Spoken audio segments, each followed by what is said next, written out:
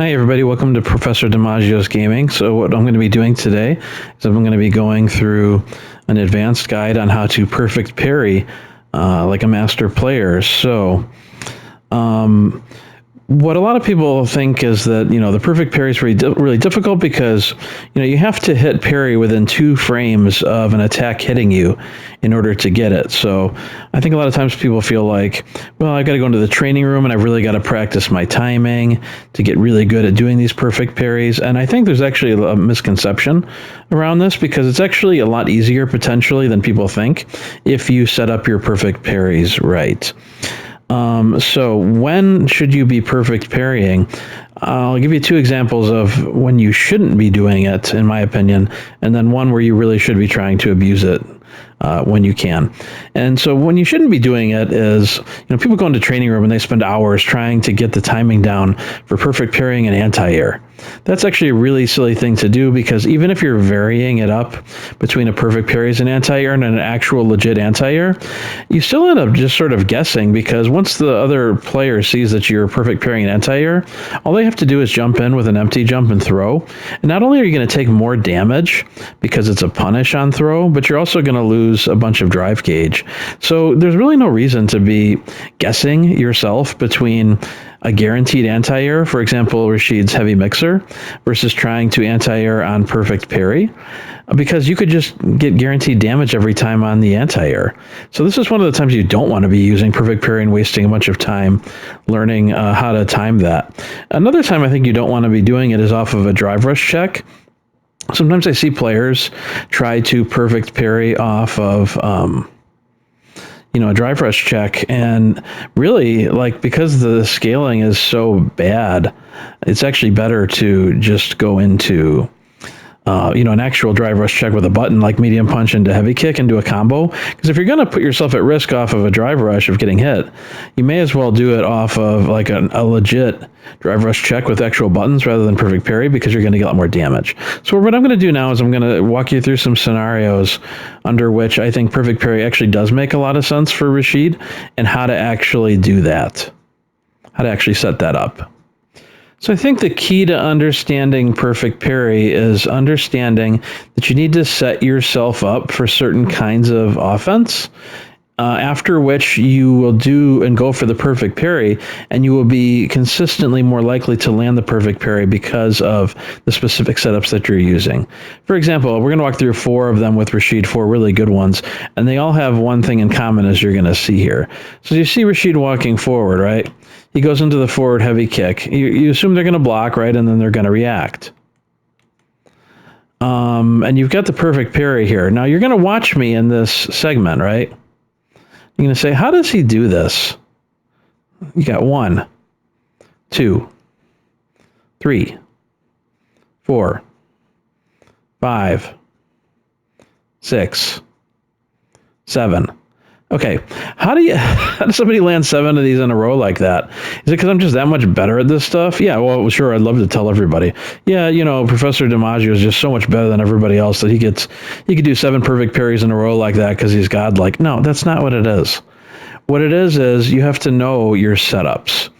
And there are certain moves after which you're just going to be systematically more likely to catch the perfect parry than others, and there's a reason for that.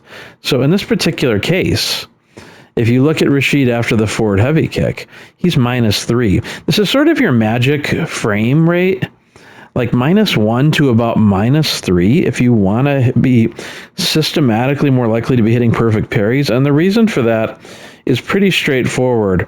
You're going to have a delay in your reaction if you're minus on certain moves, but you don't want to be so minus that they can punish you. So if you're more than -3, if you're -4 or -5 or higher, you're going to get punished. So actually, this doesn't work. You want to be somewhere between -1 to -3. Because what's going to happen whenever you finish a move up with -1 to -3 is you have a delay in the amount of time you have by -3 to push another button. And so the amount of time that you have to push a button has been diminished by the -3 frame ending here to your missed combo to the block. And so what's going to happen is the other player is going to push probably some kind of fast button, and I've programmed the training room dummy to do like a light jab. So these are usually like 4-frame buttons in terms of the startup. And so you've got that space there where you're reacting more slowly because you're -3 and they're pushing a really fast button. And what you're doing between those two, them pushing a fast button and you being negative, is by the time you get around to pushing the perfect parry, you've actually timed it in a way where the likelihood of catching the final 2 frames and getting the perfect parry is just higher because you're pushing your button late. And you're pushing your button late because your character is negative for the -1 to -3. So what's going to happen there is you're just going to be radically more likely to be able to do a perfect parry than if you finish and you're like 0 frame advantage or 1 or something like that.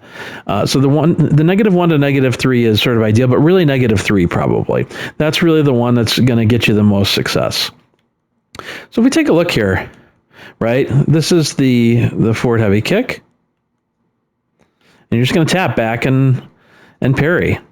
And if you do this, it's very likely in a match that you could maybe get this 40% of the time, 35% of the time, 40% of the time, as much as half of the time, if you're lucky. And that matters because why? Well, obviously this is scaled. But what makes the perfect parry so good is not that it's because it's scaled and you're not going to get a lot of damage. Because if you look at the corner carry combo here, right? This is just one of many I could do. It's less than 10% damage. What makes the perfect parry so good is that you're taking them to the corner. So on to the next interaction, you can do a meaty. And you've gotten to them to the corner in a way where not only have you taken something where you were negative, but you've turned it into an advantage after a move or a block string or a combo string, but you've turned it on them. And the volatility associated with a perfect parry, like people get really easily disoriented. They become more careful about pushing buttons after you're done with your sequence, even if it misses, because they're worried about another perfect parry. So this is one of the scenarios, right? Again, just to show you again, the forward heavy kick is going to put you at -3. And if you tap parry after, you're likely to get that perfect parry a lot of the time. And you can go and do like the target combo here, medium punch, heavy kick, into the heavy cyclone, push back and kick into heavy kick in the air. Or in that case, actually, it wasn't heavy kick. It was the light sky high, right? But you could do either.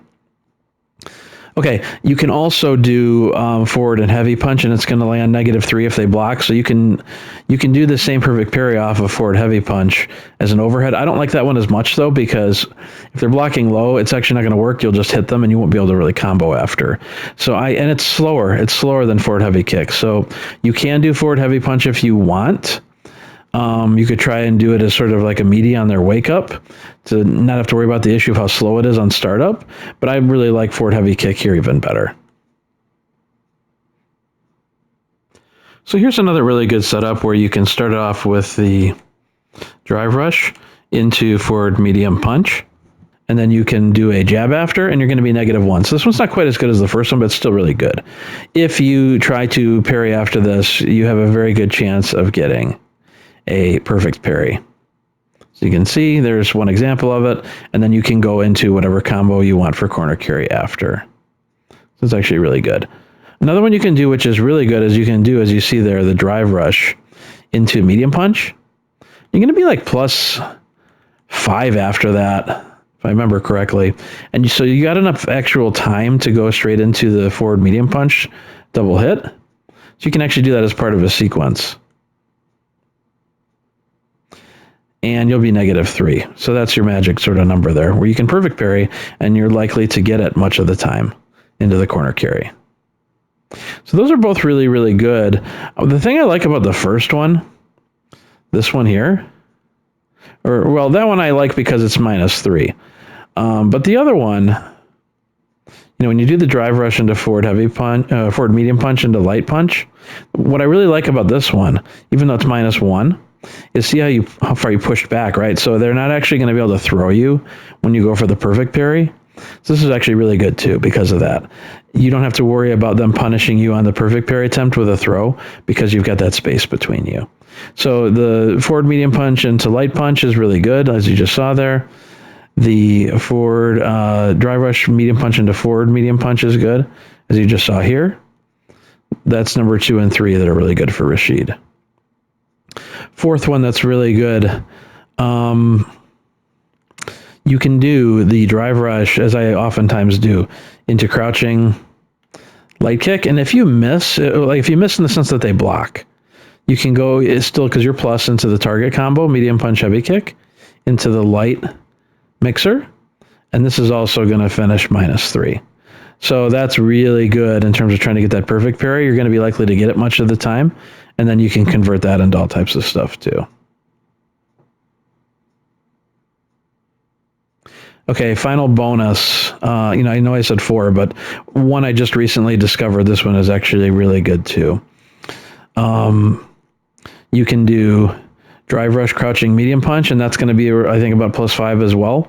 And so that actually allows you to go into a medium kick as part of your block string, where they can't really interrupt to that. And after the medium kick, assuming that they block, you're going to be -3. So again, your magic number here for a perfect parry. And the reason why, again, this one is so good is because you are far enough away with the pushback on the medium kick that it's going to be hard for them to try and throw you here. So this is another really good one to use. And you can see into the perfect parry, into your corner carry. Now you could do different versions of this. Like you see there, I got cute doing the heavy mixer at the end. Or you could just do like a simpler corner carry. So I hope this video in my advanced Rashid guide series was helpful. We're literally looking here again at advanced stuff for perfect parry on offense, how to turn a negative situation into a positive with negative frames after combo strings that are blocked. And these work really, really well. I've been using them in matches for a while now. They're really effective at sort of throwing people off. And so, yeah, it gives you situations where you can treat your situation as plus, even if it really isn't, because you get that perfect parry after, and then you're +8 actually on anytime you get that perfect parry, and it allows you to do all types of stuff. One note, though, with regards to these perfect parries is that sometimes people say that perfect parry is high risk, high reward, because if you guess wrong and they don't push a button and they go to throw you, you could get thrown. Now, I've already shown you some ways to get around that in terms of some of these perfect parries, which will give enough pushback with the light punch or the medium kick where you don't have to worry about throw. So really, there's not really much disadvantage at all, or any, to doing those perfect parries. But for some of the other ones where you're a little bit closer, and even though you're -3 and it's a really good frame setup for a perfect parry, you don't want to be always abusing this or spamming this. You don't want to do that, because if they know that you're constantly doing perfect parries, then they are going to try and throw you after instead of pushing a button. So, some people don't care. They don't listen. They don't pay attention. They're just going to push buttons after you're done with your combo string, no matter what, if they block it. But I think for any smart player, especially as you get to master and you're into advanced settings and games, people will notice that you're doing this. So you don't want to totally abuse it. You want to be in situations where sometimes after these negative moves, you go for the perfect parry. Other times you go for a block, just to sort of mix it up and not be predictable. So in other words, don't spam. Don't spam, because these things have real limits in terms of how good they are and how effectively you can use them. But definitely it's the kind of thing where if you're playing a match, let's say that goes 2 or 3 rounds, you would want to try and do a couple perfect parries over a period of 2 or 3 rounds in order to sort of mix it up, because this is a very powerful mechanic if you can use it properly, as I've been showing you. So if this was helpful, please feel free to give the video a like if you liked it. If you are not subscribed and you want to be, feel free to subscribe. If you're already subscribed, thanks so much and for watching, and I will see you on the next video. Take care.